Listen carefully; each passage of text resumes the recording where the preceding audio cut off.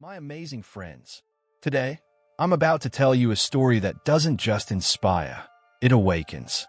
A story that cracks open your heart, shakes your soul, and whispers a truth you cannot ignore. Greatness is not born in comfort. It is born in fire. This is the story of a boy who had nothing. Not a home, not food, not parents, not safety. And yet, he became the most loved entertainer in human history. The legend whose name shines in golden letters across the universe of cinema.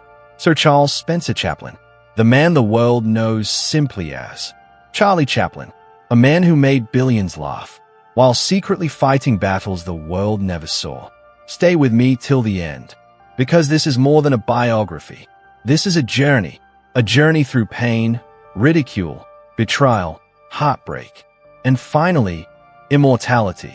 Are you ready, my friends? Let's begin. April 16th, 1889, London, England. A cold morning, a quiet street. A child is born into a world that will eventually worship him. But at that moment, there is no warmth, no celebration, no promise of success.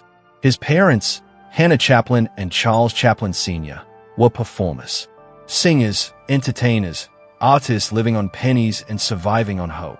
But hope is fragile. Life stepped in harshly. Charlie's father was a talented singer, but alcohol swallowed his voice, his discipline, and eventually his family. He abandoned them, left a young mother alone with two small children, left hunger, fear, and poverty behind like a shadow that never left Charlie's footsteps. Charlie's mother Hannah was fragile too. Her voice beautiful, her talent undeniable, but her health unstable. They moved from one small, damp room to another. Cold nights, empty plates. Little Charlie often went to bed with a stomach that growled louder than the wind outside. Sometimes, Hannah pretended to eat so she could give her share to her children. Imagine that. A mother sipping air just to keep her children alive. This was the beginning of Charlie Chaplin, a boy born in darkness, destined to one day light up the whole world. Hannah tried her best to survive through performing in theaters. Charlie would sit backstage, eyes glowing, mesmerized by the stage lights. He didn't see poverty there. He saw possibility. But one night, fate struck. During a performance, Hannah's voice cracked. Then it failed. Then it vanished. The audience didn't care about her pain. They booed, shouted, threw things on stage. And then, something unbelievable happened. Little Charlie, only 5 years old, walked onto the stage. He picked up the microphone with tiny, trembling hands. He sang. He danced. He performed with a heart full of fear and magic.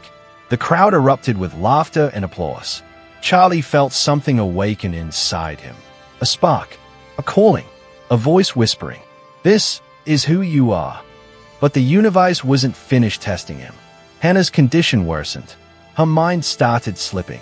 Hallucinations, confusion, a mother fading away from reality. One day, doctors dragged her to a mental hospital.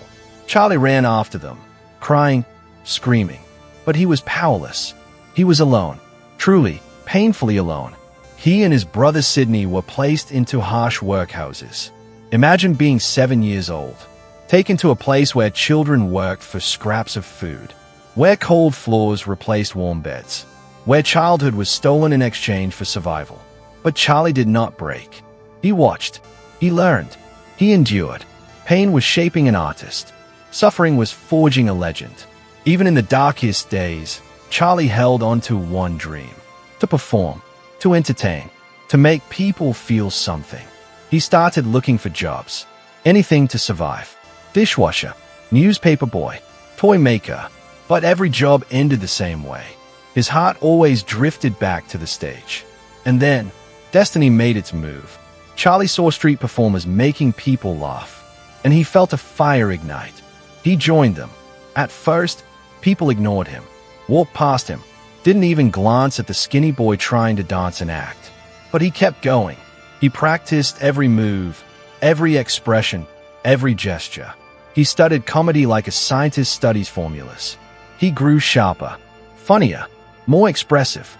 Soon, crowd began to stop, then laugh, then applaud. Charlie had found his gift. At age 14, Charlie got his first real break. He joined the 8 Lancashire Lads, a performing theatre group. He practiced harder than everyone. He learned quickly. He absorbed the stage like it was oxygen. Then at age 16, he landed a role in Sherlock Holmes.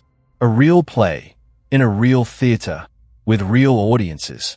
For the first time, Charlie felt the world opening its doors to him. But the greatest door was yet to open. In 1910, Charlie was invited to tour America with the famous Fred Carno Company. Crossing the Atlantic, he looked out over the ocean and whispered, "This is my chance." And he was right. In 1913, Keystone Studios discovered him. They offered him small roles in silent films.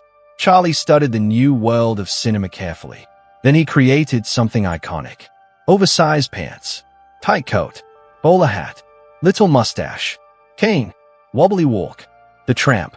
At first, people didn't understand it.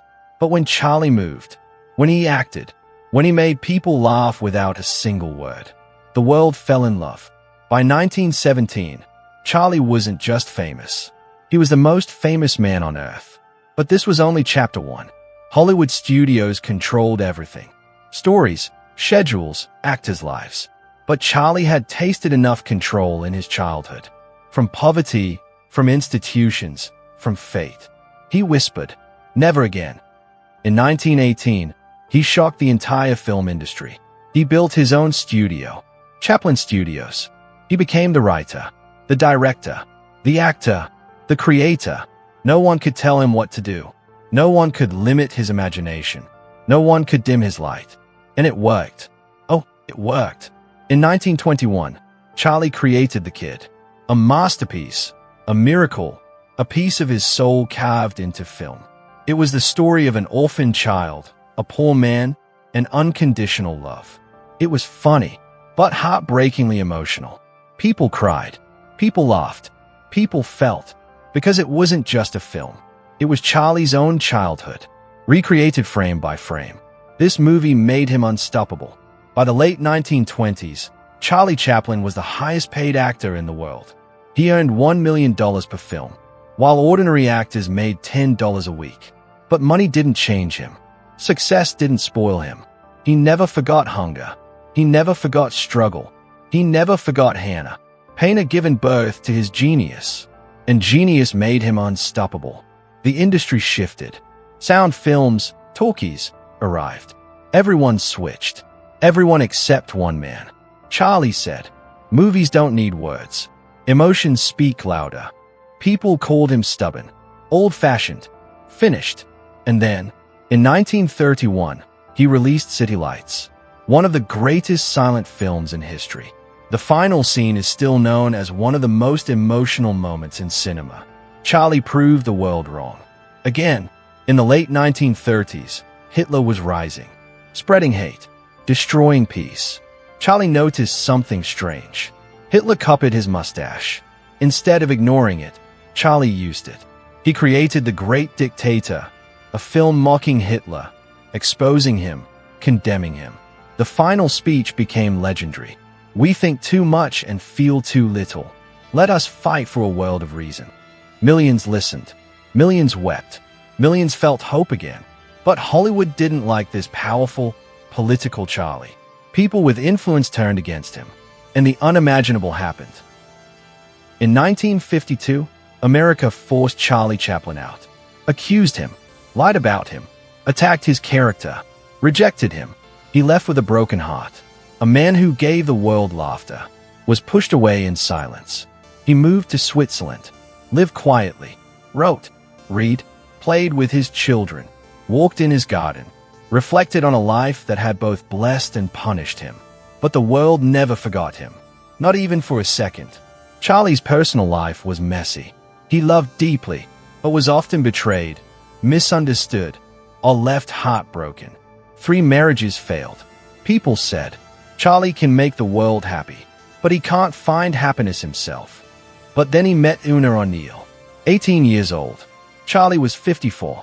People judged, criticized, mocked, but they didn't understand. Because for the first time in his life, Charlie found real, peaceful, unconditional love. Una stayed with him through every storm, every accusation, every heartbreak, every exile. They had 8 children. She became his anchor, his home, his miracle. December 25th, 1977, Christmas Day.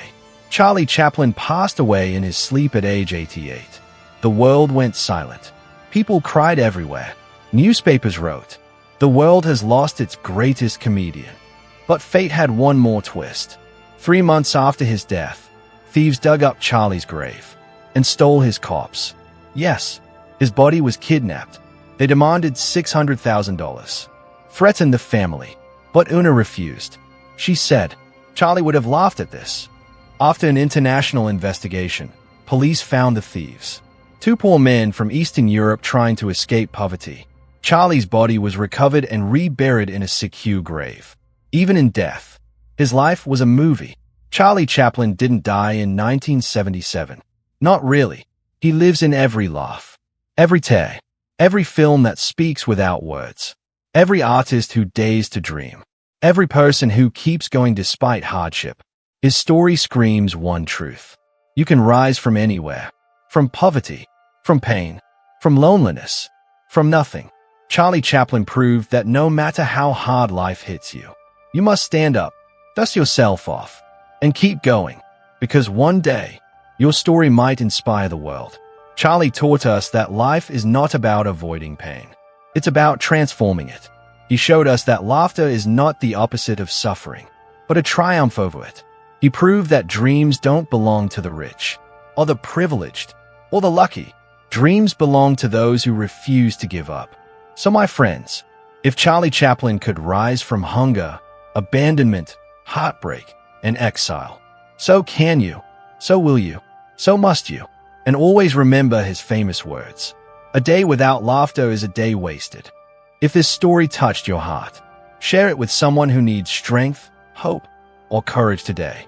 And if you want more inspiring life stories told like a movie, don't forget to like, subscribe, and join me for the next journey.